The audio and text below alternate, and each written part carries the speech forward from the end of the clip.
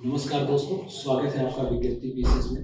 पिछले कई दिनों से छात्रों के मैसेज, फ़ोन कॉल्स हमें लगातार आ रहे थे कि सर तैयारी कैसे करनी है? स्टेट पीसीएस की तैयारी के लिए क्या लेवल रखना है हमें, किन चीज़ों का चयन करना है, किनको छोड़ना है? इन सारी क्वेरीज़ को ध्यान में रखते हुए विज्ञप्ति पीसीएस ने अपना नया कार्यक्रम, संवाद कार्यक्रम शुरू किया है। जहाँ पर हम स्टेट पीसीएस में चयनित बच्चों से या यूपीएससी में जिनका चयन हुआ है, खासकर हिंदी माध्यम के बच्चों से, क्योंकि बहुत बड़ा एक जो वर्ग है तैयारी वाला वो हिंदी माध्यम का है, जिनकी मूल भाषा हिंदी है, उनकी पकड़ हिंदी पर अच्छी है, अंग्रेजी में उतना सहज नहीं है। तो हमने नया कार्यक्रम अपना शुरू किया है जिसका नाम है संवाद। तो आज उसी संवाद कार्यक्रम में हमारे साथ अमरजीत जी हैं, जिनका बिहार पीसीएस 67 में बीएसपी के पद पर चयन हुआ है।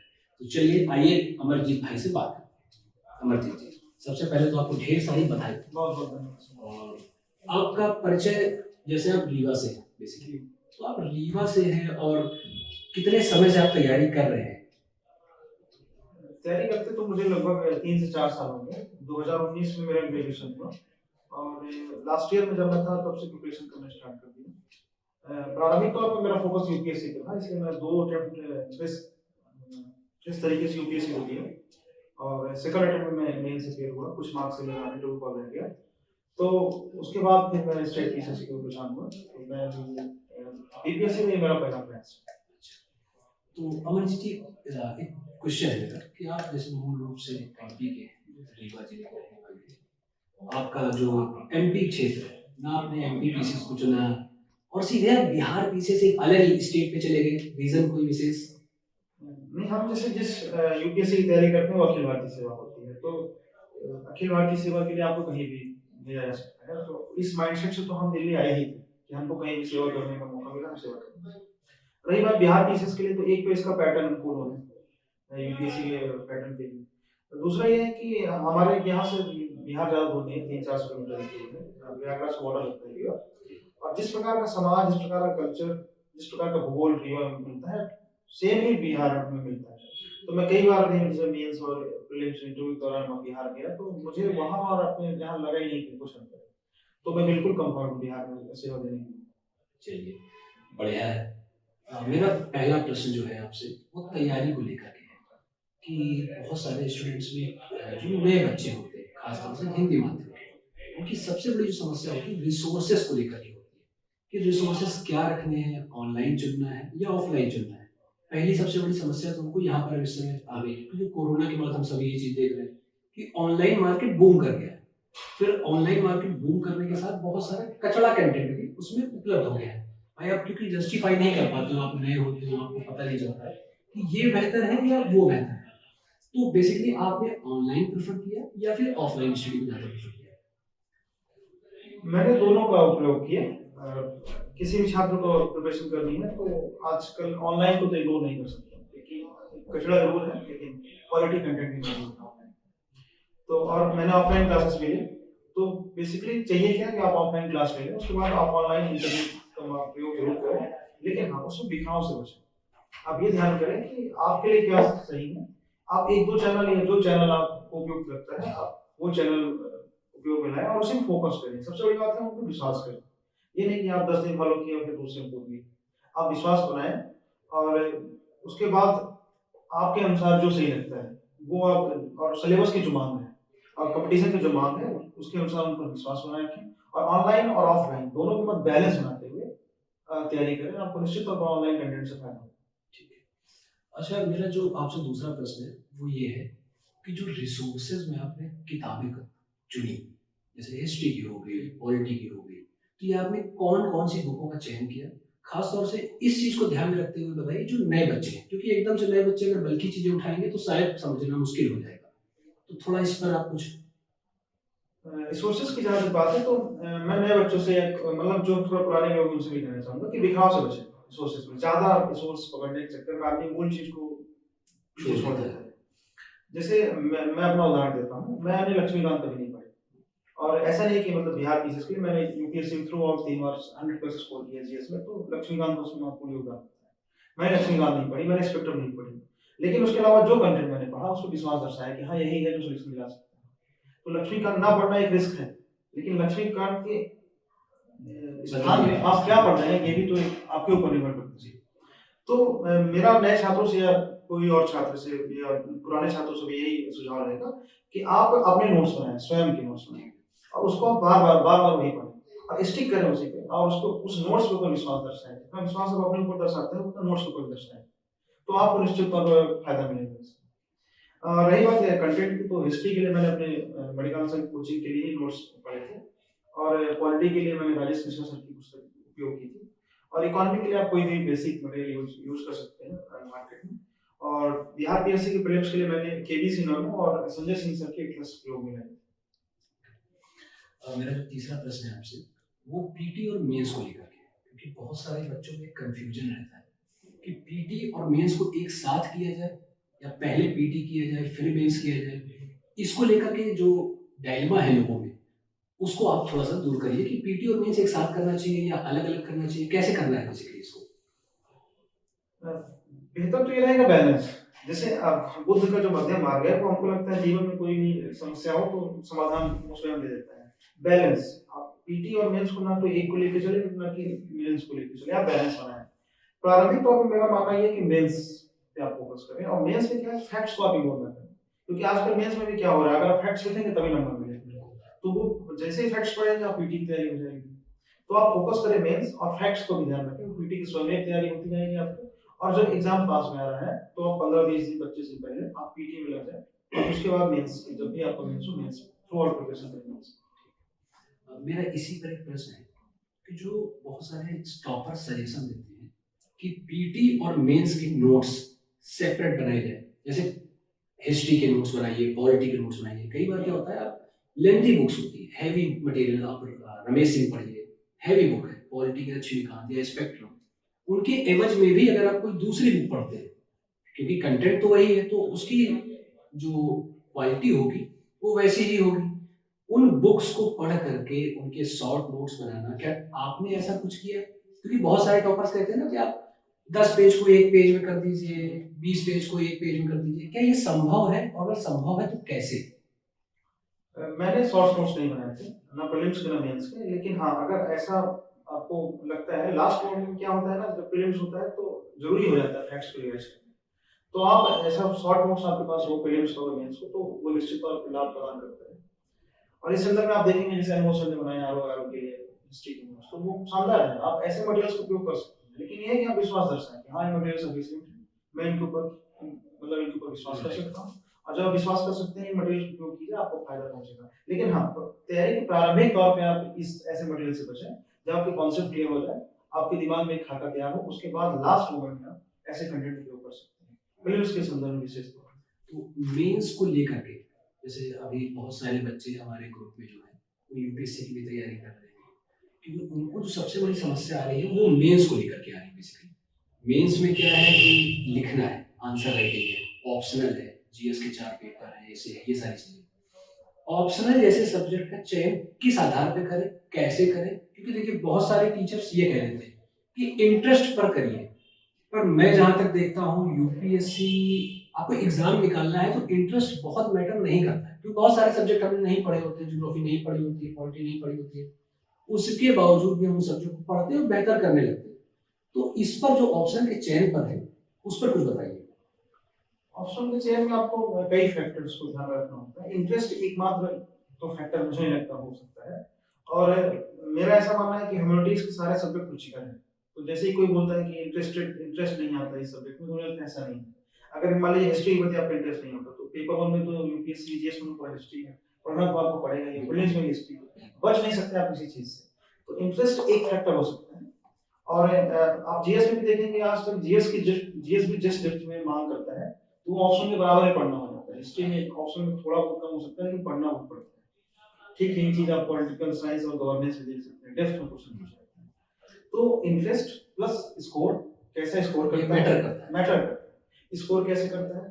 और थोड़ा सा ऑप्शन को लेके मतलब रिस्क तो है, किसी साल किसी ऑप्शन को ऊपर कर सकता है, किसी साल किसी ऑप्शन को, यूपीएससी में भी होता है, बीपीएससी में भी, अब बीपीएससी को खत्म कर दिया, लेकिन वहां भी होता था। हाँ बिल्कुल। तो ये लक फैक्टर तो इसमें है, लेकिन दो चीज स्कोर और रुचि दोनों ध्यान रखेंगे, और प्लस आप देखिए कि आप किसमें सहज हैं, तो ऑप्शनल आप चुन सकते हैं। ठीक है। मेरा एक प्रश्न है इसी पर कि जो जैसे बहुत सारे टॉपर्स डे वन से आंसर राइटिंग की सलाह देते हैं कि खूब लिखो, डेली लिखो, 5 क्वेश्चन लिखो, 4 क्वेश्चन लिखो। मेरे हिसाब से लिखना मैटर ज़्यादा करता है या पहले कंटेंट तैयार हो, उसके बाद लिखना मैटर करता है? जैसे मैंने भी बहुत सारे इंटरव्यूज़ देखे लोगों के, खुद भी टॉपर्स से बहुत सारे मिला भी, उन्होंने एक ही सलाह दी कि डे 1 से आप आंसर राइटिंग कीजिए। मेरा मानना है कि शायद कंटेंट नहीं है किसी व्यक्ति के पास जो नया आया, कैसे लिखेगा? तो आपने क्या अप्रोच अपनाया आंसर राइटिंग को लेकर के बेसिकली? सबसे पहले तो मैं आपको धन्यवाद करना चाहूँगा, ये महत्वपूर्ण प्रश्न आपने पूछा। इस संदर्भ में मतलब डे 1 से आंसर राइटिंग के प्रति मैं कतई सहमत नहीं हूँ, क्योंकि आप लिखोगे क्या? सबसे पहले प्रश्न तो ये है। दूसरा ये है कि अगर 2 विकल्प हैं आपके पास, एक पढ़ना, दूसरा लिखना, तो मैं कहूँगा पहले पढ़ लो, पढ़ लोगे तब लिखोगे। और लिखने के लिए आपके पास एकदम बचा हुआ मटेरियल होना चाहिए। बार-बार जब तक आप उसको यूज़ नहीं करोगे तब तक वो लिख नहीं पाओगे, आपको ऐसा लग सकता है। तो कोशिश ये करना चाहिए कि आप पहले पढ़िए, थोड़ा पढ़िए, साथ में जैसे आप मान लीजिए पॉलिटी पढ़ रहे हैं, तो पॉलिटी के कुछ क्वेश्चन जो प्रीवियस ईयर में है, उनकी प्रैक्टिस करते जाइए। लेकिन पहला फोकस आपको पढ़ने में होना चाहिए, ना कि लिखने में। और फिर उसके बाद आप जैसे ही आपका एक बार सिलेबस कंप्लीट हो गया, अब आप कुछ लोग का ये रहता है कि यार सिलेबस कभी कंप्लीट नहीं होगा, ये तो करना पड़ेगा। फिर आप भीड़ से कैसे अलग होंगे? बिल्कुल। तो ये करना पड़ेगा। अब फिर सिलेबस कंप्लीट हो जाए, उसके बाद आप देखिए। और यूपीएससी हो या जैसे यूपीएससी भी एक 1.5 साल के अंदर सिलेबस कंप्लीट रहता है। उसके बाद 1.5 साल में आप लगभग 400, 500, 600 आंसर लिख लीजिए। उसके बाद आप लगातार टेस्ट पेपर लिखिए, अच्छी बात है। तो मेरा अगला प्रश्न है, अभी हाल फिलहाल में आरओ एआरओ की वैकेंसीज अच्छी खासी आई है, उसके बाद यूपी पीसीएस का एग्जाम है, बहुत सारे जो नए बच्चे तैयारी कर रहे हैं या कुछ बच्चे ऐसे जो काफी लंबे समय से तैयारी कर रहे हैं, उनको क्या सलाह देना चाहेंगे आप, खासतौर से यूपी पीसीएस और आरओ एआरओ को लेकर? मेरा ये मानना है कि मतलब जो भी 1-2 अटेम्प्ट यूपीएससी का सीरियस तरीके से क्वेश्चन करते हैं, नहीं दिए हैं, तो आप 2 अटेम्प्ट स्टिक कर सकते हैं। लेकिन अगर 2 अटेम्प्ट हो गया है तो निश्चित तौर पे आरओ एक बहुत अच्छी नौकरी है। और आप मैं जिस दिन मेरा रिजल्ट आया है 67 बीपीएससी का, जिसमें मैं डीएसपी पर तो चयन हुआ, सुबह में उठ के ट्राई कर रहा था। तो ऐसा कुछ नहीं है, अच्छी नौकरी है। और मैं खुद भी भर रहा था, और सबको मेरी सलाह रहेगी कि आपको जरूर अच्छी मतलब इसको ट्राई करना चाहिए, और प्लान बी की ओर भी आपको जाना चाहिए। यूपीएससी मतलब आप देखिए कंपटीशन कैसा भी हो, लेकिन ये बात है कि सीट्स बहुत लिमिटेड है, और सीट्स का कम होना कंपटीशन ऑटोमेटिक बहुत बढ़ा देता है। तो हमको ये बात समझनी होगी कि इस एग्जाम में सफलता से ज्यादा असफलता की संभावनाएं ज्यादा है। प्रोबेबिलिटी का सिंपल कॉन्सेप्ट यही कहते हैं।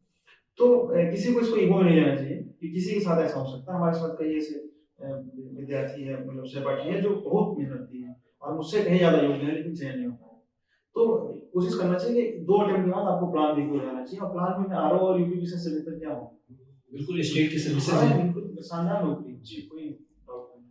अच्छा, एक जो तैयारी को लेकर के एक बहुत मिथ चलता है कि यार कितने घंटे हम कम से कम दें।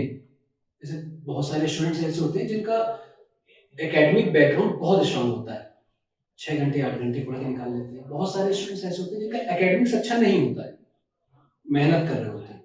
तो आपको क्या लगता है जेन्युइन कितना घंटा कम से कम आपको डेली देना चाहिए कि हाँ आपका एग्जाम ठीक ठाक होने लगे? इस संदर्भ में फिर मैं वही मध्यम मार्ग की बात करूंगा।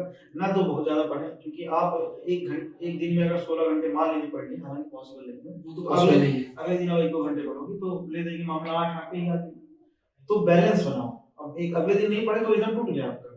तो बैलेंस बनाओ। मैं 5 से 6 घंटे पढ़ता था, लेकिन 5 से 6 क्वालिटी घंटे पढ़ता था।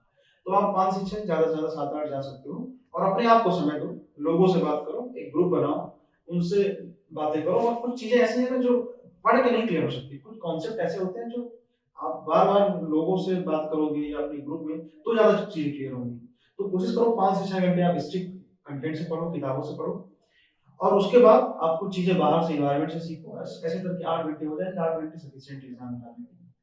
आपने ग्रुप का एक डिस्कस किया, जिक्र किया यहाँ पर कि ग्रुप बनाइए। कई बार क्या होता है ग्रुप जैसे आप बना लेते हैं तो हो हल्ला हो जाता है आपका, गए थे पढ़ने और पढ़ाई छोड़ के बाकी आपका सब कुछ चल रहा है। तो ग्रुप का चयन कैसे करते हो आप लोग? एक ग्रुप का चयन परिस्थिति पर निर्भर करता है। आपकी जो वाइब्स है ना, वो अपने आप ग्रुप में जाएगा। आप मतलब सोच के चयन नहीं कर पाएंगे। ये मित्रता का भी स्वाभाविक गुण यही होता है कि मित्र वही बनते हैं। नहीं, जैसे मित्रता तो ठीक है, मित्रता आपकी 100 से हो जाती है, 10 से हो जाती है, लेकिन ग्रुप आपका कुछ पर्टिकुलर लोगों का होता है, जैसे 1 2 3 लोगों का आप चयन कर लेते हो कि हाँ यार ये रहने चाहिए मेरे पास। तो वो किस तरह से आप डिसाइड करते हो कि यार यही बच्चे ठीक हैं पढ़ने के लिए, या ग्रुप में जाएं तो किन किन चीजों का ज्यादातर उपयोग करें? नहीं, मैंने बोला कि आप 5-6 घंटे किताबों से पढ़िए, तो 6 घंटे तो आपके हो गए। अब 1 घंटे 1.5 घंटे तो आप ऑनलाइन मटेरियल, एडिटोरियल एनालिसिस, ये सब आपको सुनने ही पड़ेंगे, तो ऐसे करके 7.5 घंटे हो गए। अब मान लीजिए आप ग्रुप बनाए, बस ये ध्यान रखिए पॉजिटिव लोग, नेगेटिव लोग से बिल्कुल दूर रहना। हर कुछ भी कीजिए, नेगेटिव लोग से दूर रहिए, उनसे दूर रहेंगे तो मान लीजिए 1-2 घंटे वैकेंसी हो भी जाती है, तो वो उससे कुछ नुकसान नहीं होने वाला है, आपको आनंद ही आएगा, वो आपके रिफ्रेशमेंट हाँ रिफ्रेशमेंट ही होगा, ऐसा कुछ नहीं है। और उस दौरान क्या कीजिए कि हम जैसे हो जाए कि चलो आज टेस्ट देते हैं, तो आप टेस्ट दिए तो 2 घंटा 1.5 घंटा तो आप टेस्ट देंगे ना, फिर उस टेस्ट का डिस्कशन करेंगे, 2-3 घंटा हो गया ना, ऐसे इन्वॉल्व कीजिए, अपने को बिजी कीजिए। आप सोचेंगे ना कि चर्चा करें, तो वो हम लोग जहाँ से आते हैं ना, फिर वो बकैती शुरू हो जाएंगे, स्वाभाविक है। हाँ, वो तो यूपी और हाँ, एमपी फ्री हो सब भाई, आप जैसे आंसर राइटिंग ग्रुप बना लीजिए, जैसे कोविड के दौरान मैं घर में था, तो हम लोग का एक टेलीग्राम में ग्रुप बना, और हम लोग आंसर राइटिंग करते थे, एक टाइम पैटर्न होता था, उसमें ग्रुप भेजते थे, क्वेश्चन भेजते थे, और फिर उसका आंसर लिखते थे, फिर पोस्ट करते थे, फिर एक सामूहिक एनालिसिस करते थे जुड़ के।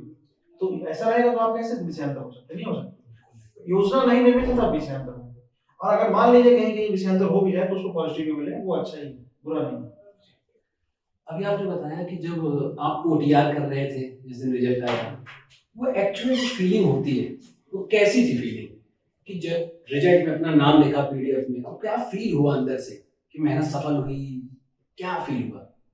कहीं ना कहीं इस रिजल्ट को लेके आशाएं थी मेरी, लेकिन होता है कि रिजल्ट को लेके आशा है कि इतनी अच्छी पोस्ट पे जा रही है, थोड़ा सा ये लक की बात होती है। तो पहले तो खुशी हुई, और सम सेंस ऑफ रिलैक्सेशन, इतने साल से प्रयास कर रहे हैं, और चिंता भी रहती है कि नहीं हुआ तो करेंगे क्या, तो वो चिंता दूर हुई, और स्वाभाविक तौर पे हमें खुशी हुई, घर वालों को खुशी होगी। हर बच्चे का उद्देश्य यही होता है कि अपने घर परिवार समाज का नाम रोशन करें। चलिए, तो ये थे हमारे साथ अमरजीत जी, जिनका बिहार डीएसपी के पद पर चयन हुआ है। अमरजीत जी, आपको वापस से ढेर सारी बधाई, आपने नए आयाम छुए, खूब तरक्की करें। तो सर, हम अब कुछ क्वेश्चंस स्टूडेंट से लेंगे जो यहाँ पर व्यक्तिगत रूप से आपको देखने और आपको सुनने के लिए आए हुए हैं, तो हम चाहेंगे कि वो अपने क्वेश्चंस आपसे पूछे। आप हाँ भैया, मेरा क्वेश्चन ये है कि मैं जब सिविल सर्विस की तैयारी कर रहा हूँ, काफी टाइम से कर रहा हूँ, पर करंट अफेयर का जो पोर्शन होता है वो मेरा तैयार नहीं हो पा रहा है। जब जैसे मंथली मैगजीन पढ़ रहा हूँ, पर एक महीने की मैंने मैगजीन पढ़ी, नेक्स्ट मंथली पढ़ रहा हूँ तो पिछले मंथ से जो पढ़ा था वो भूल जा रहा हूँ, मुझे ये भी याद नहीं आ रहा है कि मैंने पढ़ा भी था। ऐसे करके अगर मान लीजिए 12 महीने की अगर मैं मैगजीन पढ़नी है तो बहुत सारा मटेरियल हो जाएगा, साथ में रिवीजन कब करेंगे? तो मुझे करंट अफेयर को लेकर डाउट है कि उसकी तैयारी हम अच्छे से कैसे करें ताकि रिवीजन भी हो और फैक्ट्स भी याद रहे। तो करंट अफेयर्स के लिए एक आप ओनली इसका एडिटोरियल चैनल है, आप एडिटोरियल सुन सकते हो। और रही बात मैगजीन्स की, तो मैगजीन्स पढ़ना, ये आप सही बोले, मैगजीन्स पढ़ना आसान है, लेकिन उसका फिर रिवीजन। तो आप क्या कीजिए कि मतलब मैंने मैगजीन नहीं पढ़ी कभी, तो आप खैर ऐसा रिस्क हाथ मत लीजिएगा। आप क्या कीजिएगा कि मैगजीन पढ़िए, उसका शॉर्ट नोट्स बनाइए, और ये मेहनत करनी पड़ेगी, ये मेहनत करनी पड़ेगी। मैं इसलिए नहीं पढ़ा क्योंकि मेरी क्लासेस चलती थी करंट अफेयर्स, तो वो क्लास मैं ले लेता था, तो उसी का थोड़ा वो नोट्स, और उसको बार बार मैं सुनता था। ये कि आप एडिटोरियल सुन रहे हैं तो आप बार बार उसी को सुनिए, 3-4 बार सुन लेंगे तो आपको याद हो जाएंगी चीजें, तो आपको नोट्स बनाने की जरूरत नहीं पड़ेगी, ना ही मैगजीन पढ़ने की जरूरत पड़ेगी। तो आप कोशिश कीजिए एक मैगजीन पढ़िएगा, पहले तो एक मैगजीन पढ़िएगा, एक चैनल फॉलो कीजिएगा। जैसे आप जितनी पीसेस के लिए करंट अफेयर्स का लाभ ले सकते हैं, तो आप एक को फॉलो कीजिए या 2 को फॉलो कीजिए, और उसके बाद फिर उसी को बार बार स्टडी करिए, आप करंट अफेयर्स में हो जाएगा। Thank you. ये मेरा क्वेश्चन है सीसेट के लिए कि डीएस में तो इसको ठीक हो जाता है, पर बार बार सीसेट फेल कर जाते हैं, तो उसके लिए क्या है? सीसेट मतलब बड़ी समस्या है, मेरा स्वयं भी मतलब इसका अनुभव सही है ना। मैंने पहला अटेम्प्ट मेरा सीसेट कार्ड ही मतलब डिस्क्वालीफाई हो गया, सेकंड अटेम्प्ट मैंने जरूर 97 मार्क्स प्राप्त किए। तो उस अनुभव के आधार पर मैं बता रहा हूँ कि कैसे सीसेट में विजय प्राप्त करनी है। एक तो आप जिस बैकग्राउंड से हम लोग आते हैं हिंदी मीडियम से, तो आप कॉम्प्रिहेंशन को एकदम सीरियस लीजिए। और कॉम्प्रिहेंशन एक तो आप उसकी प्रैक्टिस कीजिए, दूसरा ये है कि कुछ एडिटोरियल्स पढ़िए आप हिंदी के इंग्लिश के, क्योंकि क्या हो रहा है ना, उसका जो सोर्स देखेंगे आप कॉम्प्रिहेंशन के, वो सीधा कभी हिंदू से उठाता है, कभी इंडियन से उठाता है, तो सीधा वहां से मिलता है। दूसरा कॉम्प्रिहेंशन के लिए मैं मतलब एक अलग से वीडियो सर के चैनल बना दूंगा कि कैसे कॉम्प्रिहेंशन सॉल्व करते हैं, वो आप देख लीजिएगा। दूसरा ये है मैथमेटिक्स और रीजनिंग के लिए आप जितने टॉपिक्स हैं सबको कवर कीजिए, ध्यान से कवर कीजिए, क्योंकि आप किसी भी टॉपिक को छोड़ नहीं सकते, रिस्क नहीं ले सकते। तो सीसेट के लिए आप जीएस के बराबर ही मेहनत कीजिए, और पूरा मतलब एकदम कहा जाए कि 20-30% टाइम तो आप सीसेट पे दीजिए, और निश्चित तौर पर विजय प्राप्त मिलेंगे, और सामूहिक तौर पर विजय मिलेगी। Thank you sir. अब आप पूछिए। सर, मेरा क्वेश्चन है, जैसे मैं यहाँ पर तैयारी करने आया था, तो मैंने पीएससी एग्जाम्स की तैयारी शुरू की, लेकिन जैसे यहाँ पर आते हैं तो यहाँ पर वैकेंसीज देखते हैं और अदर एग्जाम्स जैसे एसएससी का एग्जाम्स है, बहुत सारे स्टेट के एग्जाम्स हैं, तो बहुत ज़्यादा वैकेंसीज दिखती हैं, तो उसके फॉर्म वगैरह फिलअप कर देते हैं, है ना, तो कई तैयारियां करने लगते हैं साथ के साथ, तो जो डिस्ट्रैक्शन है हमारा, जो हम एक अपना फोकस लेकर आते हैं एक एग्जाम के लिए, वो नहीं बन पाता है। और कहीं ना कहीं सर मैं देख रहा हूँ कि मेरा जो सिलेक्शन नहीं हो रहा है, देर हो रही है, उसका एक बहुत बड़ा रीजन ये रहा। तो सर इस डिस्ट्रैक्शन से कैसे बचें? पहले तो आप 2-3 साल मतलब एक ही पैटर्न पे फोकस किया, जैसे मैंने क्या किया यूपीएससी और यूपी पीसीएस और बिहार पीसीएस, इवन मैंने एमपी का हूं, एमपी पीसीएस भी नहीं किया जी क्योंकि उसका पैटर्न सही मतलब बेस सिमिलर था। बिल्कुल। तो आप पहले 2-3 साल 4 साल ये इसके विकल्प तो आप वो रखिए। दूसरा ये है कि एक हम लोग को क्या, हम जिसको पृष्ठभूमि से आते हैं तो स्वाभाविक तौर पर एक दबाव रहता है, तो लेकिन एग्जाम का विकल्प एग्जाम नहीं होना चाहिए। तो आप कोई स्किल सीखिए, उसके काम कीजिए, या कोई ऐसा जो भी आपके पीछे रहा हो बैकग्राउंड, आप वो काम करिए। और 3 मेन सबसे बड़ा, हम लोग जिस पृष्ठभूमि से आते हैं, इससे ज्यादा बड़ा भटकाव ये है कि और बहुत सारी चीजें जैसे मतलब एक फाइनेंशियल बर्डन भी रहता है कि हम एक सेफ हैंड जॉब ले लें। हाँ ये रहता है स्वाभाविक तौर पर। ये मतलब ये कभी कभी क्या होता है ना, इसको पॉजिटिव में लेना, इसको बर्डन के रूप में ना लें। ये फाइनेंशियल बर्डन ही है जो आपको सफलता जल्दी दिलाएगा, इसको आप पॉजिटिव में लें। बस आप ये है कि उसको एकदम से हावी मत होने दें अपने। तो अमरजीत जी, आपको ढेर सारी बधाई बिहार पीसीएस में डिप्टी एसपी के पद पर चयनित होने के लिए, और अग्रिम शुभकामनाएं कि आप यूपीएससी में जल्दी से चयनित हो और आईपीएस या आईएएस आपका जो भी मन चाहा पोस्ट है वो आपको मिले। तो ढेर सारी बधाई पुनः।